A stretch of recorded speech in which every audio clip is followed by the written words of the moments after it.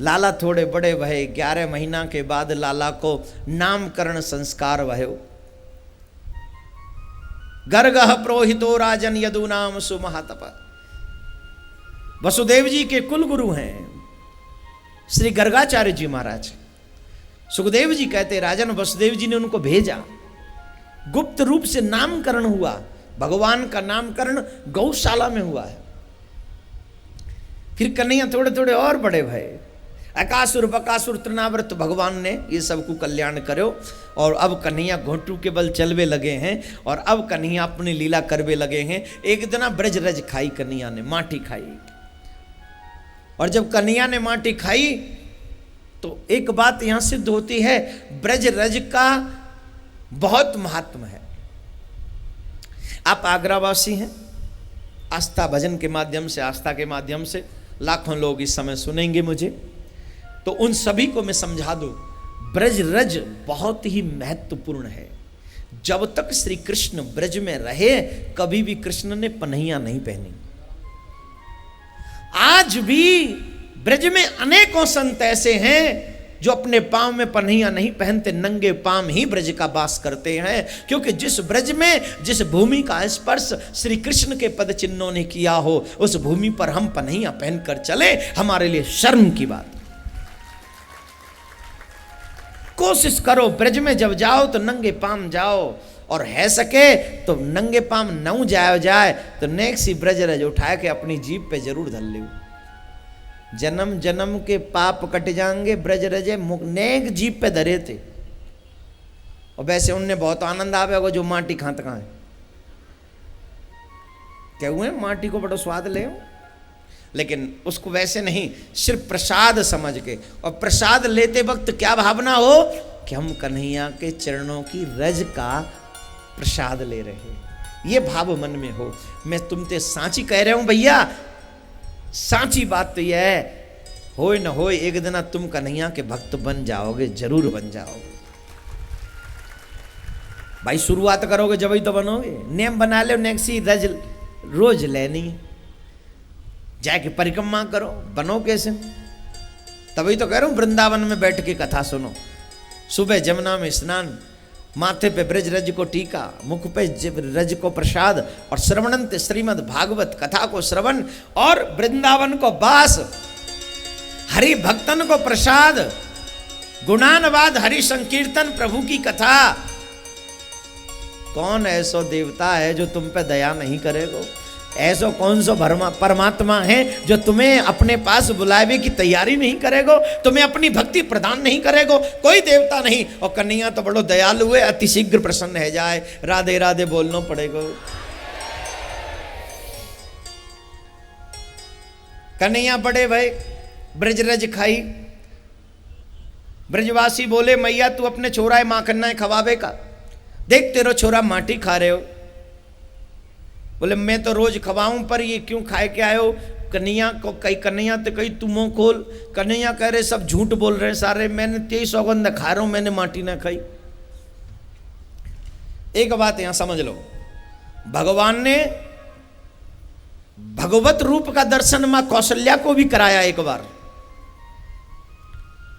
और भगवान ने भगवत रूप का दर्शन मां यशोदा को भी कराया एक बार, और भगवत रूप का दर्शन देवकी मां को भी कराया एक बार।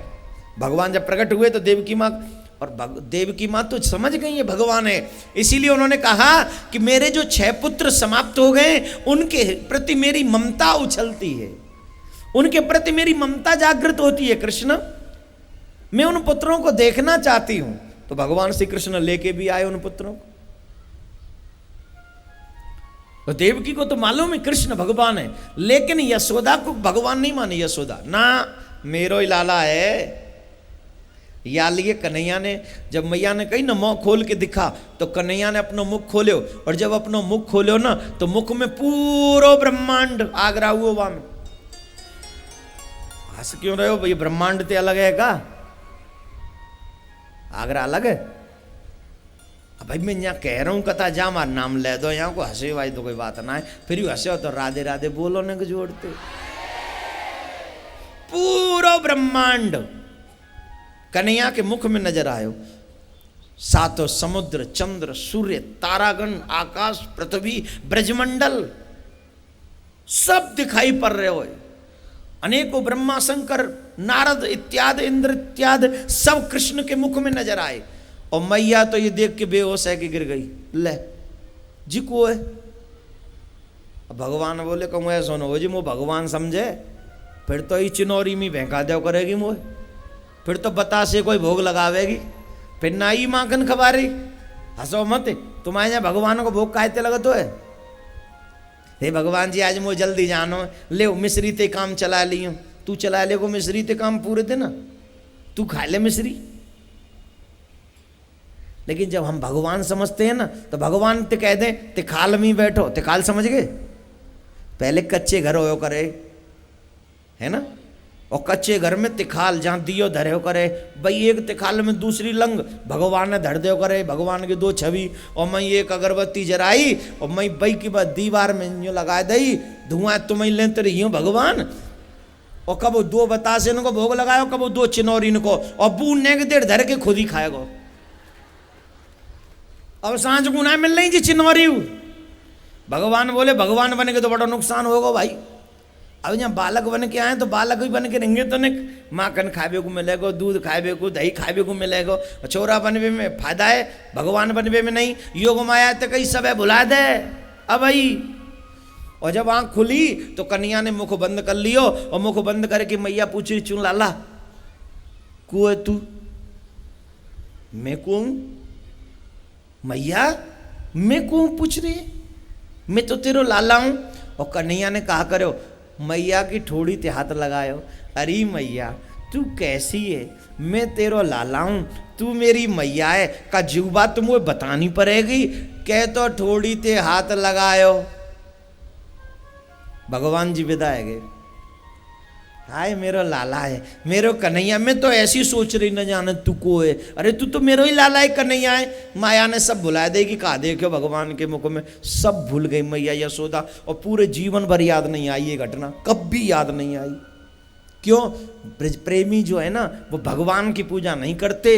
प्रेमी तो अपने प्रियतम की पूजा करते हैं, अपने दिलबर की पूजा करते हैं, अपने सुंदर श्याम की पूजा करते हैं। उन्हें भगवत्ता से कोई लेना देना कुछ नहीं चाहिए। न तेरा स्वर्ग चाहिए, न तेरा बैकुंठ चाहिए, तेरा कोई धाम नहीं चाहिए। हमें तो तेरे चरणों में थोड़ी सी जगह चाहिए बस। जहां ले चलोगे, जहां नाथ रख लोगे, जहां नाथ वहीं मैं रहूंगा। जहां ले चलोगे वहीं मैं चलूंगा। सब कछु मैं ही करूं, तुम कछु मत करियो। है मैं कह रहा हूं, मैं बोलो बोलो कह तू, तुम बोलो पन्ना, तुम बोलो हम सुनेंगे। है यहाँ बड़े श्रोता बन रहे हो। जितने श्रोता तुम यहाँ बन रहे हो उतने ही श्रोता अगर तुम अपने घर में बन जाओ तो मैं गारंटी ते कह रहा हूँ कलयुग में हूँ सतयुग आ जाएगा, पक्की बात है। ये जीवन समर्पित चरण में तुम्हारे, तुम ही मेरे सर्वस्व, तुम ही प्राण प्यारे। कहना होगा मुझे जो भी मैं तुमसे कहूँगा। जहाँ ले चलोगे वहीं में मैं चलूँ। है मेरे प्यारे, जहाँ तेरी मर्जी हो वहाँ ले चल। जहाँ अब कन्हैया और बड़े भय। अब हमारे ब्रज में एक लीला बड़ी प्रसिद्ध है। ब्रजय प्रसिद्धिम नवनीत चोरम, ब्रजय प्रसिद्धम नवनीत चोरम, गोपांगनानाति स्थूलपाद चोरम, अनेक जन्मा जित पाप चोरम, चोराग्रगण्यम पुरुषम नमामि। हमारे ब्रज में एक लीला प्रसिद्ध है, नाम है वाको माखन चोरी। कौन सी चोरी? माखन अर्थात दही दूध का सार। माखन का मतलब क्या है? दही दूध का सार। यहां पर कई लोग ऐसे बैठे होंगे जो किसी न किसी वस्तु की चोरी करते हैं, चाहे वो इनकम टैक्स की ही क्यों ना सही है, कोई ना कोई तो होगा ही। कुछ न कुछ चोरी हम लोग जीवन में कर ही लेते हैं। आपसे नहीं कह रहा हूं, जो आस्था भजन पे सुनेंगे उनके लिए बोल रहा हूं मैं। आप तो सब आगरा वाले हैं, एकदम साधु महात्मा एकदम विमलात्मा है। जय हो। ऐसी बारिश में जो प्रभु से नेह लगाए, ऐसी बारिश में जो जम के ठाकुर के आगे नाचे, वो किसी साधु से कम नहीं हो सकता, वो किसी भक्त से कम नहीं हो सकता। आपका कल का इनाम बाकी है मेरे पास, दूंगा थोड़ा शाम कथा के बाद। ब्रज की गोपियां चाहती हैं, जितने भी दुनिया में चोर हैं ना, वो सोचते हैं जब भगवान चोरी करता है तो हम क्यों नहीं। लेकिन ये गलत बात है। भगवान किसकी चोरी करते हैं? भगवान चोरी करते हैं सार की, और जीव चोरी करता है बेकार की। सोने को गला दो, बेकार हो जाता है। नोट को फाड़ दो, बेकार हो जाता है। मकान के ऊपर बुलडोजर चला दो, बेकार हो जाता है। कार को कहीं भी ले जाकर कटवा दो, बेकार हो जाती है। किसी बच्चे को जैसे आजकल किडनैप कर लेते हैं, उल्टी सीधी काम कर दो, वो भी बेचारा सुधाम चला जाता है। हम बेकार की वस्तुओं की चोरी करते हैं और परमात्मा सार की चोरी करता है। भगवान जीव की चोरी नहीं करता, भगवान जीव के चित्त की चोरी करता है। परमात्मा जी चुराता है, चित्त चुराता है, तेरा मन चुराता है। वस्तु नहीं, तेरी गाड़ी नहीं चाहिए उसे, तेरा मकान नहीं चाहिए उसे, तेरी दुकान नहीं चाहिए उसे, तेरा तन नहीं चाहिए उसे, तेरा मन चाहिए, तेरा चित्त चाहिए। और जिस वक्त मेरा परमात्मा तेरा चित्त चुरा लेता है तो माफ करना, फिर तू तेरा नहीं रहता, फिर तू परमात्मा का ही हो जाता है, कृष्ण का ही हो जाता है। अगर कन्हैया हमारा चित्त चुरा ले तो हम किसके हो गए हैं? कन्हैया के हो जाते हैं ना।